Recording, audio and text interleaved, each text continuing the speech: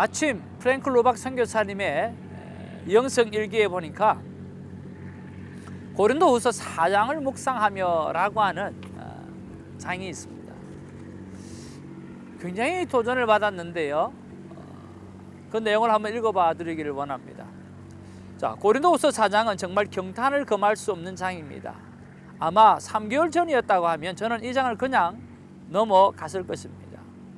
여기서 바울은 숨은 부끄러움의 일을 버리고 속임으로 행하지 아니하며 하나님의 말씀을 혼잡하게 하지 아니하고 오직 진리를 나타내므로 고린도후서 4장 2절 그렇게 말하고 있습니다.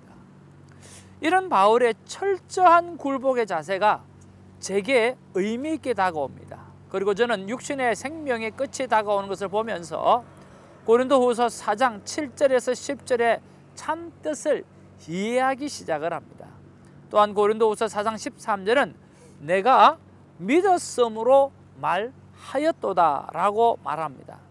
하나님, 제 삶을 괴롭히는, 정말 여기서 중요한데요, 하나님, 나의 삶을 괴롭히는 말하지 않고 숨기는 습관, 말하지 않고 숨기는 습관을 깨버릴 수 있게 도와주옵소서.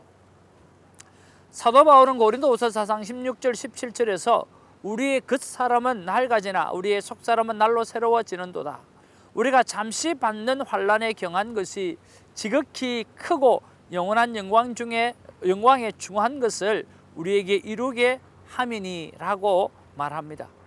제가 이것을 알지 못했다면 어찌 되었을까요? 이어서 18절에서 바울은 우리가 주목하는 것은 보이는 것이 아니요 보이지 아니하는 것이니 보이는 것은 잠깐이요 보이지 않는 것은 영원함이니라고 말합니다. 누구든지 이 말의 참뜻을 이해하려면 전력을 다하는 삶을 살아야 할 것입니다. 저는 순간순간 하나님을 계속 기억하기 위한 다양한 방법들을 목록에 찬양을 집어넣기로 했습니다. 또한 수시로 찬양 기도를 휘파람으로 불거나 콧노래로 흥을 그리기도 합니다. 저는 이 부분에서 정말 도전 받는 것이요, 또 우리 함께 도전을 받았으면 하는 게 뭐냐고 하면, 오늘 프랭클 로박 선교사님을 지극히 괴롭히는 습관이 하나 있는데, 그것이 뭐냐고 하면 오늘 말하지 아니하고 숨기는 습관이에요. 하나님 앞에 우리가 은혜를 받아서, 하나님 앞에 quiet 타임을 통해서 하나님 앞에 음성을 들었어, 하나님 앞에서 체험을 가졌어. 그런데 우리가 이것을 나만 누리고 오늘 알리지 아니한다라고 하는 것이 큰 문제라고 하는 거죠.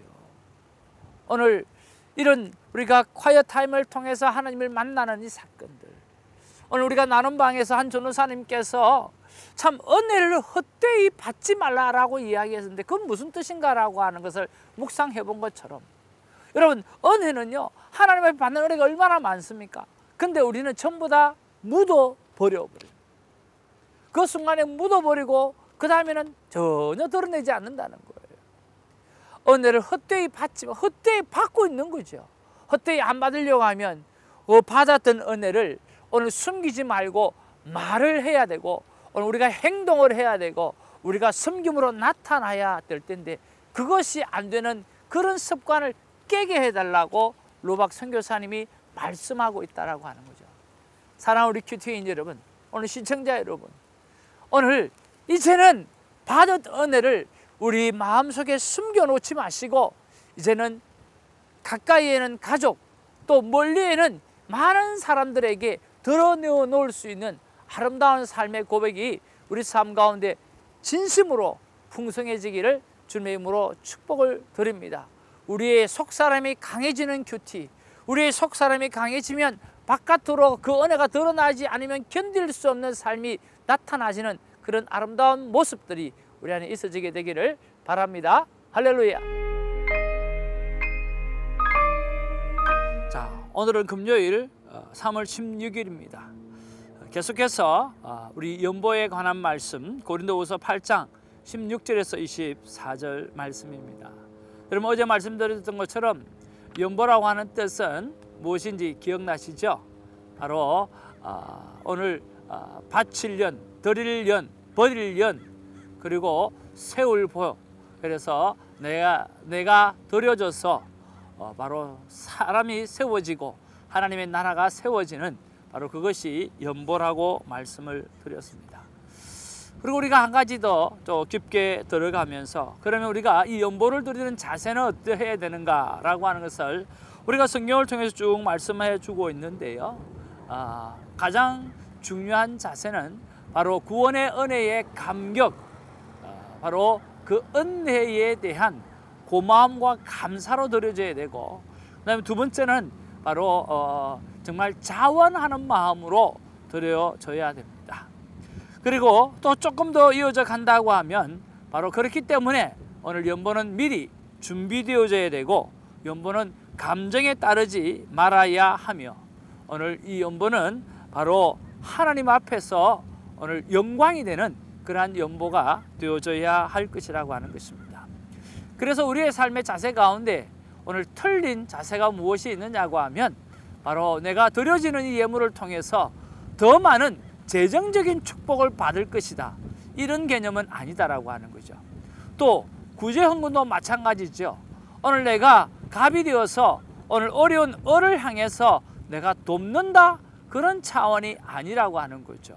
바로 예물 생활은요, 하나님의 은혜에 대한 감격에 의해서 드려지는 것들이기 때문에 그것이 구제든 그것이 하나님의 몸된 교회가 세워지는 것이든 무엇이든지 간에 오늘 내 감격한 선에서 끝나야 되지 어떤 대가를 기도하는 것은 아니라고 하는 것을 여러분 꼭 기억하시고, 오늘 하나님 앞에 귀한 예물을 올려드릴 때 대가를 기억하는 것이 아니라 오늘 구원의 은혜의 감격을 생각하면서 마음껏 하나님 앞에 올려드리는 저와 여러분 되어지기를 주님의 이름으로 축복을 드립니다. 자, 오늘 16절 17절에 보면 디도에게도 주시는 성도를 섬기려고 하는 그 간절한 마음을 주시는 하나님을 설명하고 있어요. 16절에 보니까 너희를 위하여 같은 간절함을 디도의 마음에도 주시는 하나님께 감사하노니, 오늘 디도에게도 이런 감격을 하나님께서 주셨다라고 하는 거죠. 조금 전에 말씀드렸던 것처럼 우리가 예물은 감격이라고 했습니다. 자, 그리고 18절 21절에 보면 오늘 디도와 함께 동역하는 그 형제라고 하는 오늘 이야기가 나옵니다. 참 재미있어요. 보십시오. 오늘 또 그와 함께 그 형제를 보내었으니 이 사람은 복음으로써 모든 교회에게 칭찬을 받는 자요라고 말씀하고 있습니다. 자, 그 디도와 함께 누구를 보냈다고요? 이름이 있어요? 없죠? 바로 그 형제라고 하는 이름 없는 한 형제인데, 그 형제는 오늘 복음으로 충만한 자였다라고 말씀하고 있어요. 자, 그리고 오늘 22절에 보니까 또 한 사람이 나옵니다. 22절에 또 그들과 함께 우리의 한 형제를 보내었노니 우리는 그가 여러 가지 일에 간절한 것을 여러 번 확인하였거니와 이제 그가 너희를 크게 믿음으로 더욱 간절하니라. 이게 뭐라고 이야기합니까? 디도와 함께 보낸 누구요? 오늘 이름이 있습니까? 없지요. 여기에는 이름이 한 형제입니다. 오늘 18절에는 그 형제고 오늘 22절에는 한 형제예요. 이 디도와 함께 이 세 사람이 오늘 이 연보의 문제를 가지고 오늘 고린도 교회를 가서 오늘 미리 하나님 앞에 예루살렘 교회를 위하여 오늘 구제하는 것을 미리 준비할 것을 오늘 고면하기 위해서 이 세 분을 오늘 보내군다라고 하는 것을 이야기하고 있다라고 하는 거죠. 참 귀하지 않습니까? 하나님의 나라에 여러분 이름이 드러나지 않아도 하나님은 이름을 다 기록하고 계신다라고 하는 거죠. 오늘 디도와 그 형제, 디도와 한 형제, 얼마나 귀합니까?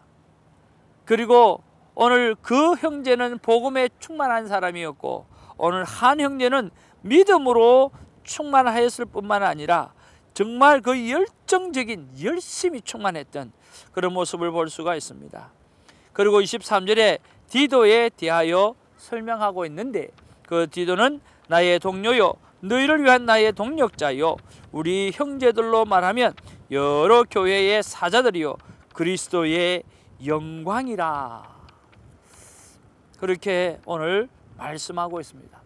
사도 바울이 디모데를 평가하면서, 디도를 평가하면서 하나님께 영광이라 라고 표현할 정도로 오늘 극진히 오늘 칭찬하는 모습을 보게 되었습니다. 얼마나 아름답습니까? 여러분은 이런 동력자가 있으신지요? 오늘 본문 속에서 여러분 어떤 말씀이 와닿습니까? 저는 바로 그 형제, 한 형제, 그리고 나의 동력자 디도라고 하는 이 세 사람이 제 마음에 와닿습니다. 왜냐하면 너무나 멋진 동력자의 모습이기 때문에 라고 하는 것입니다. 오늘 묵상 질문을 던지기 전에 그냥 기도가 나와요. 하나님, 저에게도 이런 동력자를 붙여 주시옵소서. 조금 더 생각해 보니까 하나님, 그게 아니면 내가 그런 동력자가 되게 하여 주시옵소서. 하나님, 이러한 디도처럼, 이러한 그 형제처럼, 이러한 한 형제처럼 오늘 그런 동력자를 제게 붙여주시든지, 아니면은 내가 그런 동력자가 되든지, 이 둘 중에 하나는 하나님 하게 해달라고 오늘 기도가 터져 나오더라고요. 오늘 여러분도 오늘 저와 동일한 생각이 아니겠나라는 생각을 가집니다. 사람을 얻는 것 외에 그것보다 더 귀한 것이 어디 있겠습니까? 10년을 목회하고 난 다음에 아내가 저에게 던졌던 그 한 말이 이거였습니다. 오늘 당신 옆에 오늘 예수 그리스도와 함께 죽고 살고 헌신할 동력자가 주위에 몇 명이 있습니까? 라고 하는 그 아내의 질문 앞에 저는 무릎을 꿇을 수밖에 없었고 통회하며 잡아갈 수밖에 없었던 거죠. 숫자가 아닙니다. 그 형제 한 사람, 한 형제 한 사람, 오늘 디도와 같은 한 사람, 그런 한 사람들이 오늘 우리 주위에 세워지게 되어지고 또 우리가 그런 사람이 되어지는 것이 오늘 진정한 하나님의 나라의 열매가 아닌가 생각을 해봅니다. 예수님이 땅 가운데 오셨습니다. 예수님이 다닐 때마다 수많은 무리와 군중들이 인산인해로 넘쳐났습니다. 그러나 예수님은 군중을 데리고 목회하지 않으셨습니다. 예수님은 연약하고 부족한 12명의 제자, 그들과 함께 찢고 뽑고 그 안에서 살면서 동력자가 만들어져 갔다는 것입니다. 여러분, 뭐든지 많고 뭐든지 큰 것을 쫓아가지 않기를 주님의 이름으로 축복을 드립니다. 작은 것 하나라도 오늘 올인하여서 귀한 동력자로 삼아가는 아름다운 만남이 우리 속에 넘쳐나게 되기를 바랍니다. 묵상 질문을 이렇게 올려드려 봅니다. 하나님, 이런 동력자가 되려면 어떻게 해야 됩니까? 하나님께서 제게 이런 마음을 주십니다. 하나님의 일을 감사함으로 하는 자, 하나님의 일을 자원함으로 하다 보면 이런 동력자가 되어질 뿐만 아니라 이런 동력자가 너에게 붙여지게 될 것이라고 위로해 주셨습니다. 오늘 적용을 하면서 8주간의 리더 교육과 8주간의 생명나무 교육들을 정말 감사와 기쁨으로 감당하기를 원하는 마음으로 하나님 앞에 다시 결단하는 시간들로 오늘 하루를 가져가 봅니다. 사랑하는 성도 여러분, 오늘 연보의 문제로부터 오늘 동력의 문제까지 왔네요. 참 큐티라는 게 신기하지 않나요? 오늘 연보를 이야기했는데 오늘 우리에게 결론은 오늘 동력을 이야기하는 귀한 결말로 가지고 옵니다. 하나님 앞에서 감격이 있는 연보, 하나님 앞에서 감격이 있는 동력자들이 우리 안에 넘치게 되기를 주님의 이름으로 축복을 드립니다. 기도하겠습니다. 사랑과 은혜가 충만하신 아버지, 고맙고 감사를 드립니다.